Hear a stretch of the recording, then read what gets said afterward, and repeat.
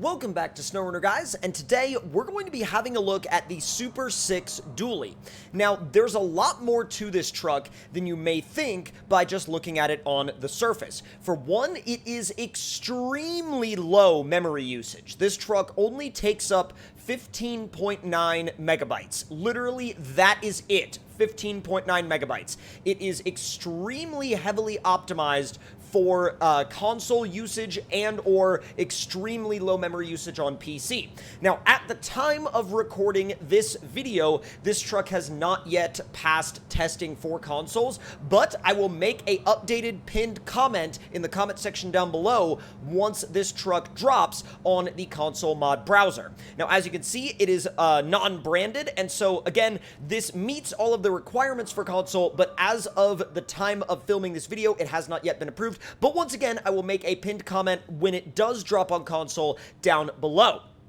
Now, the way it gets around using so much memory is, for one, it uses a default sound file, and for two, it's actually very heavily optimized. The creator, Don Ron Official, went through a lot of work to make sure that this truck didn't use a crap ton of memory. And without any further ado, we're going to go ahead and get it into the garage, we're going to customize it, and then we're going to get it out and see what it can do.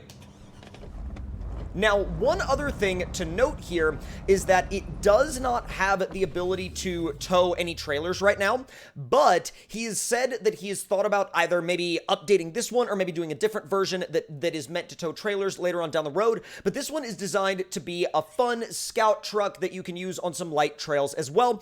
And speaking from personal experience of having driven this truck on a couple of my live streams before, it actually does a pretty good job on trails that you might not think it would be so good on, but it's actually a lot better than you may actually assume. Now, engines-wise, you start out with 700 horsepower, which is already a lot. Then you can go up from 700 to 900, and then 900 to 1700. Yeah, it's a lot. It's a lot more than you might think, but also you have the off-road transmission tune and the race transmission tune. Now, I'm going to go ahead and put the race in it because the race transmission still has, like, the low ranges. It's not like you're getting locked out of the low ranges. At least I'm 99.9% sure it does. Then, of course, at least for me, I always like to run it with the lift kit and the 38-inch tires. You have the option of 35s or 38s, and that's pretty much it. Although, once again, I can tell you guys from personal experience from driving this thing on TNB trails with the 38-inch tires that it can go a lot more places than you might think it can. Now, we're going to do the extended battery winch. Wheels-wise, you have one option. That is, once again, another way that he keeps the memory usage down. And then, of course, you can really go with whatever color you might want. And actually, I gotta say, it looks great in just about every one of these colors. And so it really is, at the end of the day, completely and totally up to you on which route you decide to go in terms of the colors for this truck. Now, I think that since I haven't necessarily gone for I haven't necessarily gone my stereotypical red in a while, I think I'm going to do it. I think I'm going to do it because I think it looks actually really good on this truck. We're going to go ahead and throw beans on the dash, and then now we're going to leave the garage, and as you can see, we have a lifted 6-door Duramax on 38-inch tires with a solid front axle swap. I'd say that's pretty freaking legit. Also, these tires have the correct coating to actually be able to have grip on snow and ice, as well as mud and rocks and dirt. So let's fire it up, and let's see what this thing can do once you get it into some obstacles. Now, like I said before, if we back it into the trailer store, it's not designed to tow trailers, so it doesn't really have the hookup for any trailers right now. However, he has said that that is something that he might update on either this or a different truck later on down the road, as this is meant to be, in the creator's eyes, a very, like, scouting-focused, exploration-focused vehicle. So let's take our normal testing route. We'll turn the all-wheel drive on, and the diff lock is already always on, so we don't really have to think about that. And actually, for being so low memory usage, it's got a pretty freaking sick interior as well. I mean, it actually looks like a modern Chevy interior, and if you turn around and look back, you can see all 3 rows of seating, and you can see the bed, which is, like, really, really cool, in my opinion. Like, I think that's super sick. Now, God, it sure does smoke a lot, too. But I feel like that's kind of part of the personality of this truck anyway, is the fact that it smokes a lot, so I'm not really concerned or upset about that.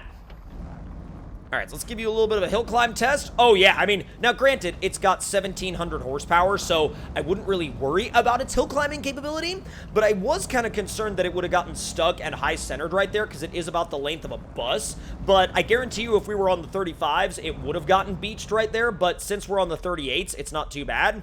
The flex isn't terrible for a truck this big. I mean, now granted, you know, compared to like a built crawler, it's not going to be anywhere close, but for something this gigantic, I mean, come on, you gotta give it a little bit of leeway considering the fact that it's literally about the length of a football field. Maybe not literally, but it sure feels like it when you drive it along.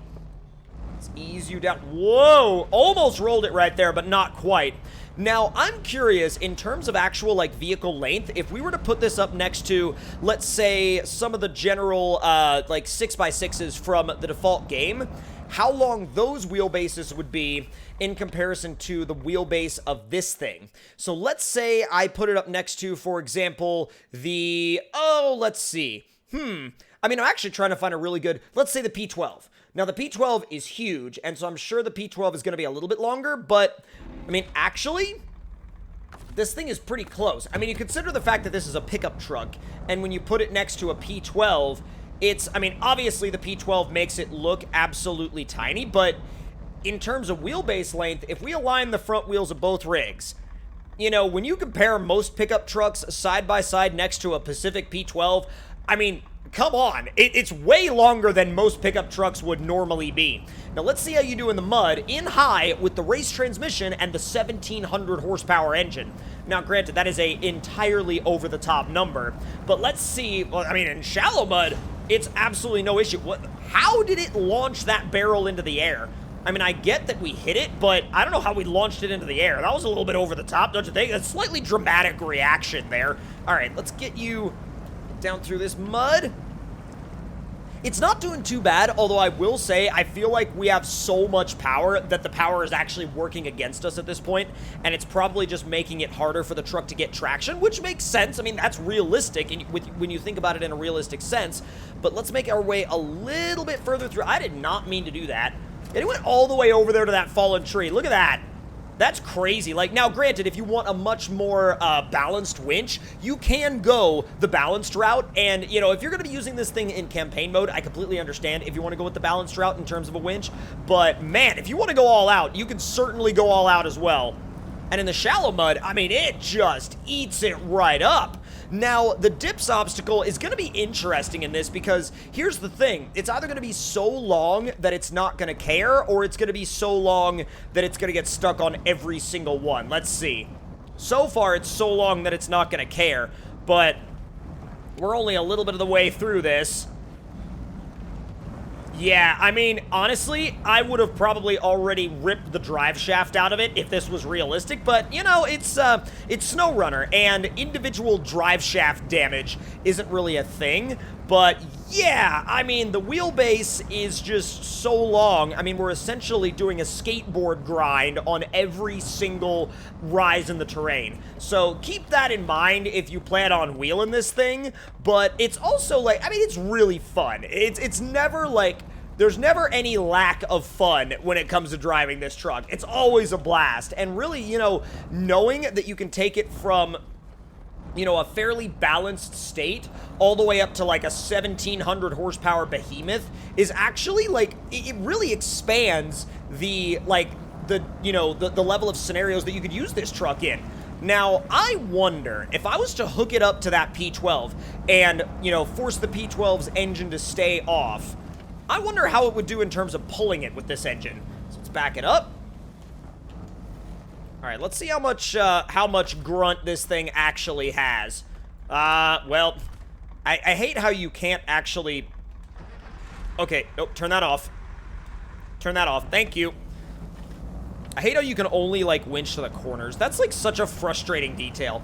All right, we're in high. The Pacific's engine is off, and we're not doing too bad. I mean, it's pulling it. It's sinking a little bit, but it is pulling it. I wanted to see how far it could go in high. Oh, there it is. There it goes. Dude, it is sunk.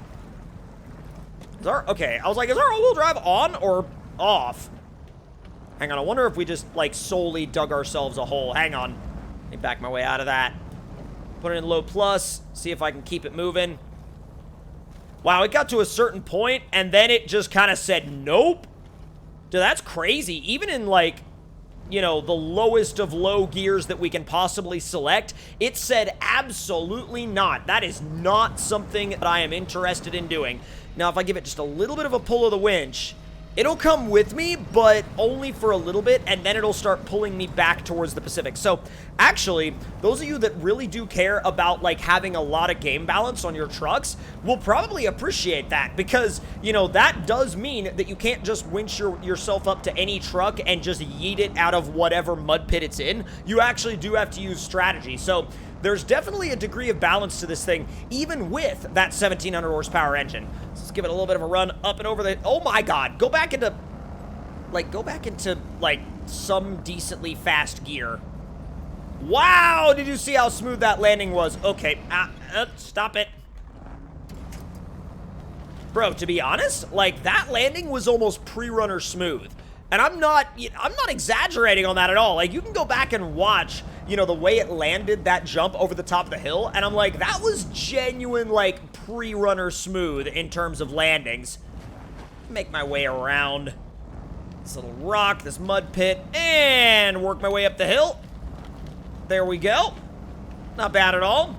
My only thing is, you know, with this being a racing transmission, like, it's literally labeled as a racing transmission, and it is fast, but I would honestly really like an extra gear in automatic mode. Like, I feel like if it had a 7th gear, we'd be able to take a little bit more advantage of that 1700 horsepower engine. I mean, the whole point of having a 1700 horsepower engine is for the truck to be wild and crazy anyway, and I feel like, you know, without that extra gear in automatic mode, we're not necessarily able to experience that full potential of it. But once again, that is a very minor thing in the grand scheme of a hilariously fun truck. So, now has come the time for the bridge jump. And I want y'all to let me know in the comment section down below if y'all think it's gonna nosedive, or if you think it's gonna end, you know, rear end first, or if you think it's gonna end, or land level. Either way, we're gonna find out in 3, 2, 1, go! Switching into first person view so the camera doesn't glitch out. There's 5th gear. There's 6th gear, I think. And off the ramp. Oh, big nosedive. Oh my god. Bro, that's actually the first truck in quite a while that has just nosed in on that jump to the point to where it actually, like, just front flipped over itself. I haven't actually had that happen in quite a while, even on a lot of nose-heavy trucks, but dang, I would definitely say that this one is not necessarily designed for big jumps. Now, granted, it does have a, like, you know, big, heavy Duramax in the front of it, so technically it makes a lot of sense. But at the end of the day, hope y'all enjoyed taking a look at this truck with me, and if you did, once again, let me know any thoughts and opinions you may have in the comment section down below. Hit that like button if you enjoyed, subscribe if you're new, and I will see y'all next time. Talk to y'all later.